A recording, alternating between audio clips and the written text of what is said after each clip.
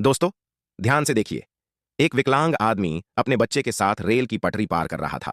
तभी उसकी विकलांग गाड़ी उस पटरी पर जाकर फंस जाती है, तो उसका बच्चा उसकी गाड़ी बाहर निकालने की कोशिश करता है, पर वो बाहर नहीं निकाल पाता। तभी सामने से रेलगाड़ी आती दिख रही थी।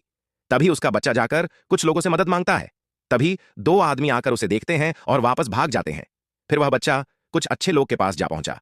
बच्चे ने सारी बात वो दयालु लड़कों को बताई, तो वे सब लोग भागकर उस आदमी पास जा पहुंचे।